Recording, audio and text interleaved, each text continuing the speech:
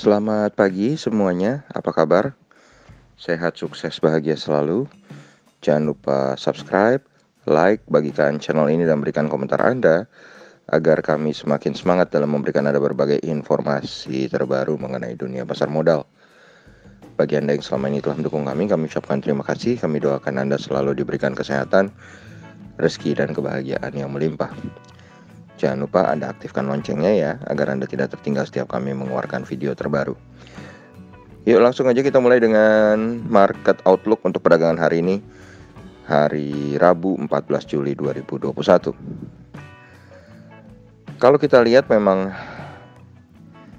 market Indonesia kemarin turun dengan cukup dalam dikala market global, Eropa, Asia, Amerika semuanya hijau. Bahkan banyak yang hijau cukup tebal, Indonesia malah merah. Apakah hari ini ketika market global merah, IHSG akan hijau? Mari kita lihat.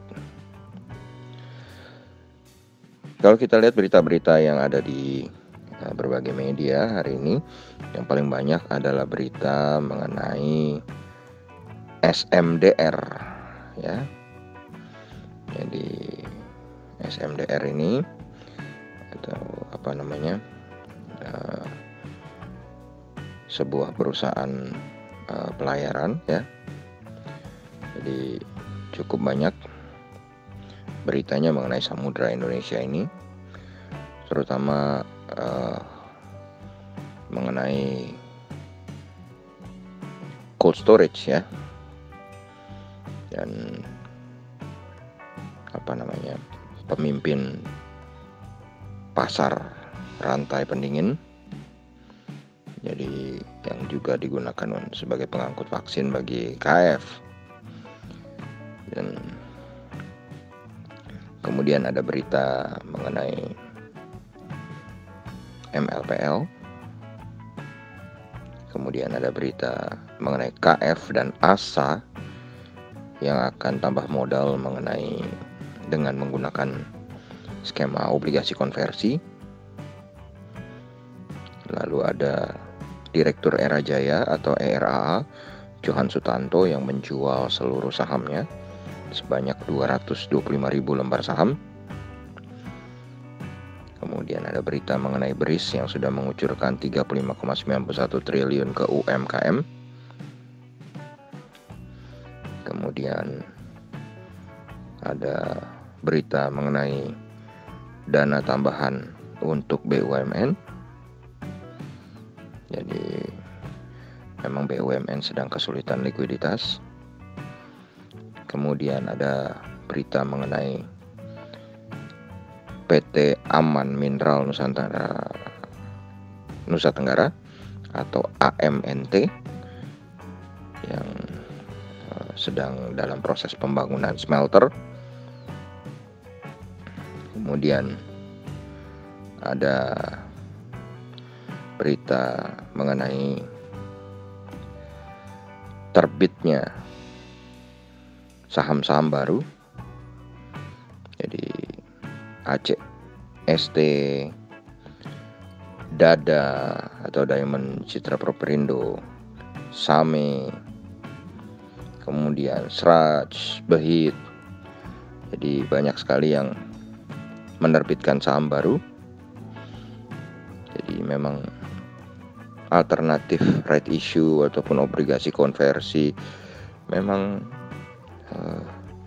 banyak dilakukan karena banyak yang kekurangan modal dan butuh tambahan modal menghadapi krisis pandemi kali ini. Kemudian ada berita mengenai potensi cuan EMTK dari sang unicorn Bukalapak. Jadi kalau Bukalapak IPO maka Elang Mahkota Teknologi akan diuntungkan. Karena selama ini ya kita ketahui Bukalapak sendiri memang merugi terus karena banyak sekali membakar uang ya. Kemudian ada berita mengenai Indonesia menyiapkan roadmap untuk 4 sektor strategis. Lalu ada berita mengenai Indonesia dapat tambahan 17,8 juta dosis vaksin. yang akan siap pekan ini. Ada berita Kimia Farma siap right issue. Ada berita marketing sales Lippo Karawaci berpotensi melampaui target. Lippo Karawaci ini LPKR. Kemudian ada private placement ACZ sebesar 1,5 triliun yang akan disuntik oleh grup Astra. Kemudian ada berita holding Ultramikro akan katrol harga BBRI. Ya. Jadi walaupun sepekan terakhir saham BBRI turun 2,83%, tapi Kepala Riset Samuel Sekuritas Surya Dharma meyakini bahwa pembentukan holding Ultramikro akan bakal mengkatrol harga saham BBRI. Ya, jadi menurut Surya Dharma, target harga BBRI setelah pembentukan holding Ultramikro adalah 3,5 kali price to book value atau 5.300. Jadi masih ada potensi upside sekitar 40,21% dari harga saat ini 3.780. Kemudian ada berita mengenai Pegas yang memasok gas ke kawasan ekonomi baru. Lalu ada berita Amerika Serikat yang akan mengumumkan akan mengirimkan lagi 1,5 juta dosis vaksin Moderna ke Indonesia. Dan itu merupakan tambahan dari 3 juta dosis vaksin Moderna yang sudah tiba di Bandara Soekarno-Hatta hari Minggu lalu. Sehingga total donasi vaksin Moderna yang masuk ke Indonesia menjadi 4,5 juta vaksin.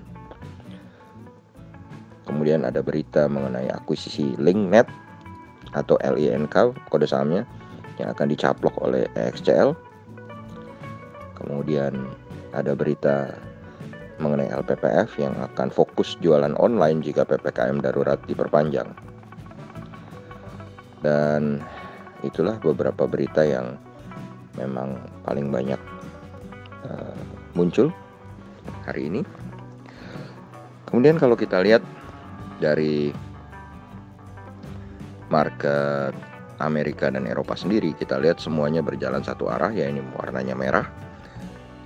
Tapi merahnya ya tidak terlalu mengkhawatirkan, ya hanya tipis-tipis saja, koreksi wajar karena memang takut inflasi karena terlalu strongnya report dari second quarter.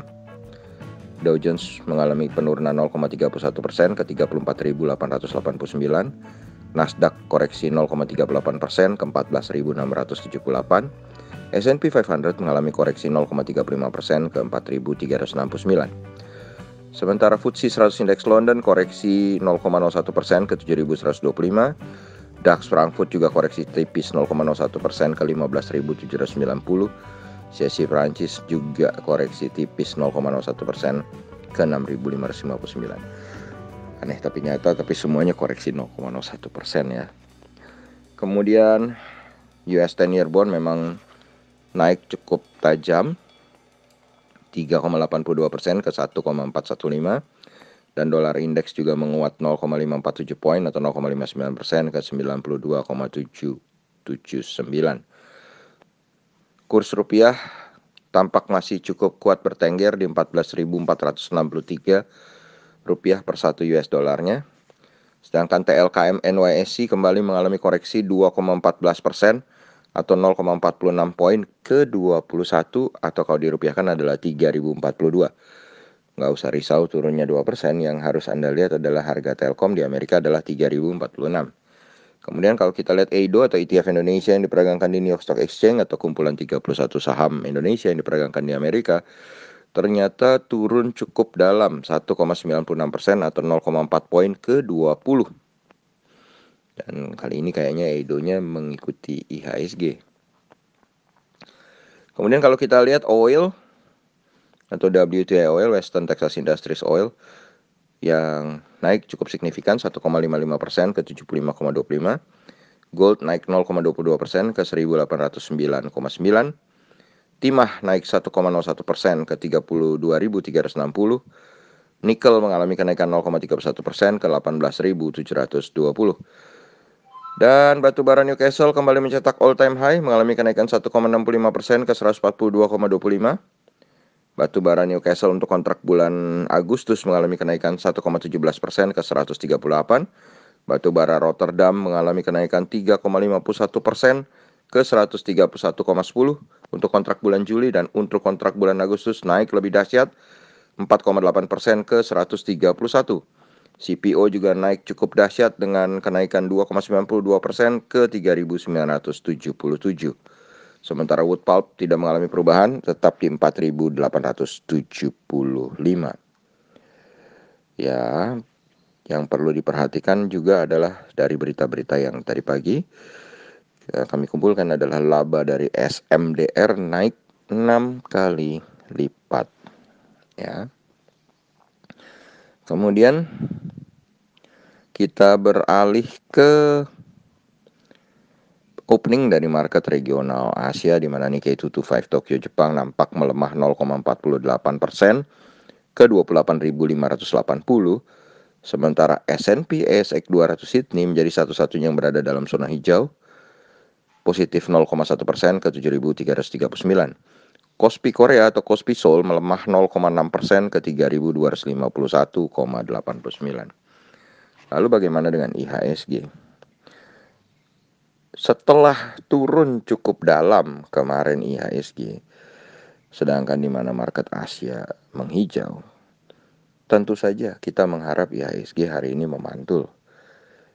Walaupun market regional Asia, Eropa, dan Amerika turun cukup tipis. Kami tetap tidak berubah prediksi bahwa walaupun ada PPKM, IHSG akan berada di range dari 5.950 sampai 6.125. IHSG akan dijaga di area tersebut. Jadi kami memprediksi bahwa hari ini memang IHSG ada kemungkinan tertekan ya. Tertekan, tapi kami memprediksi keadaannya 50-50 ya. Artinya IHSG masih punya peluang untuk memantul dari penurunan yang dalam kemarin yang disebabkan karena mungkin kepanikan dari pasar mendengar adanya penambahan PPKM darurat menjadi 6 minggu ya.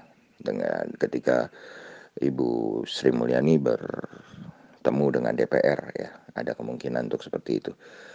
Untuk menekan laju COVID-19 yang memang angkanya belum turun dan hari ini kemarin malah melonjak cukup dahsyat ya. Demikianlah apa yang bisa kami sampaikan pagi ini. Semoga bermanfaat bagi Anda semua. Tetap sehat, tetap semangat, maju terus dalam mencapai profit maksimal di pasar modal Indonesia. Dan jangan lupa untuk selalu berusaha berbahagia. Sampai jumpa.